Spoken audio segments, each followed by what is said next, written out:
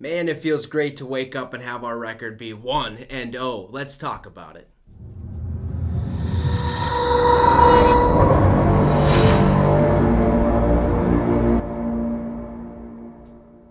What's up, Vikings Nation, and welcome to the Minnesota Vikings Syndicate. I'm your host, Trey Wicks. Now, before we get started, if you're a new viewer and want endless amounts of Minnesota Vikings content, now's your time to hit that subscribe as well as that notification bell. And if you're a returning viewer and haven't hit that sub yet, it would be much appreciated if you did so now, because you could help me reach my goal of 350 subscribers by October 1st. We're super close, so let's get that done. Now let's get right to it. We just got done beating the Green Bay Packers 23-7, taking a 1-0 record and being the kings of the North at this point in time. Now hopefully that continues to go throughout the season, because let's face it, we need to win the division. Okay, let's make the playoffs. Let's go to the Super Bowl. Let's win that. I know it's a kind of an overreaction, but we absolutely destroyed the Green Bay Packers. That Packers team looked, their offense not so great. Defense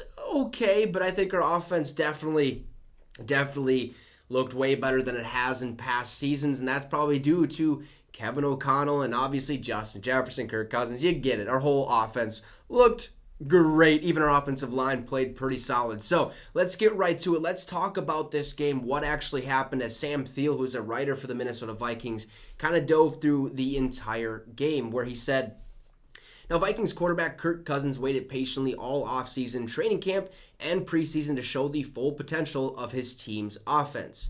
Sunday's 23-7 season-opening victory against the Green Bay Packers provided an enticing look at Cousins and the Vikings under head coach Kevin O'Connell. The Vikings outgained Green Bay 395-338 in total offense, including a 277-260 advantage in passing yards, and committed no turnovers, okay? There's no secret, no certain formula. Just letting our coaches have a good plan to start the game put us in a position to be successful, and just executing, Cousins said. The plays are running together right now. It's all running together. But I just know we started fast, and that helps at home week 1 to get your crowd going. Now, Cousins was dialed in all afternoon, completing 23 of 32 pass attempts for 277 yards and 2 tutties, okay? He added a passer rating of 118.9. Now, on the Vikings' opening drive, Cousins quickly marched them downfield before connecting with Jefferson for a 5-yard touchdown on 4th and 1. Like the ballsiness by Kevin O'Connell before, we would have just took the field goal and how you doing, keep it moving. I'm glad we went for it.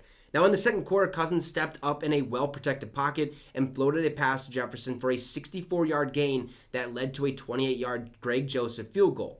After a Green Bay 3-and-out, Cousins found Jefferson yet again, wide open, and the star receiver did the rest for a 36-yard touchdown to put Minnesota up 17-0 at halftime. Thank you, Justin. Jefferson, who had 3,016 receiving yards in his first 2 seasons with the Vikings, picked up where he left off, like I mentioned last night on the post-game show. Now, a franchise first-half record also of 158 yards of Jefferson's new personal best, 184, and 6 of his 9 receptions on Sunday occurred before halftime. He nearly added a third touchdown in the opening half, just missing it by a toe. Now, Jefferson, let's go, dude. All right, picked up right where you left off. Actually, 184 receiving yards.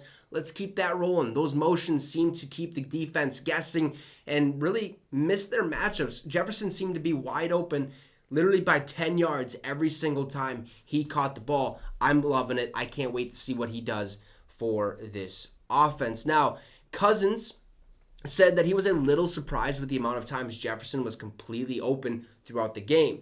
He said, whenever he has a game at that magnitude, not because of him, but you expect him to get taken away a little bit, and he will at times. Our coaches are trying to find ways to still keep him involved, and we were able to do that today. So it's going to be kind of a conversation we had a lot last season, and we'll have this season each week, of how does he get defended.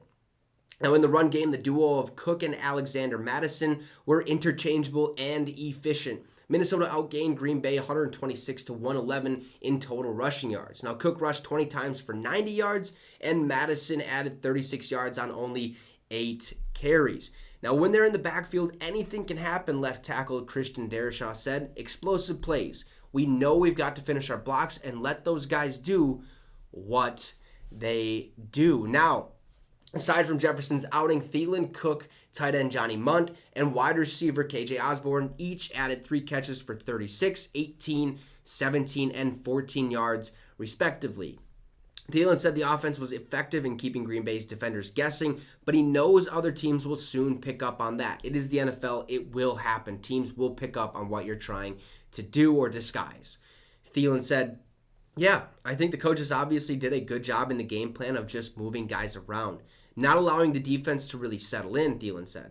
We're going to have to continue to do that because teams know what they're getting now. It was a little bit of a mystery out there what they were going to get, but teams are going to know now. So we've got to go back to work and find ways to continue to have success. Thielen also added they need to play an attacking mindset as an offense. We need to attack them, hit them right on the nose. Let's go, go, go, go, basically. He said, we've talked about it, but until you're in the game and you do it, that's credit to the offensive coaching staff, the defensive coaching staff. That's a credit to these coaches. The mentality of, I don't care what the score is, the situation. We're going to be smart, but we're going to attack.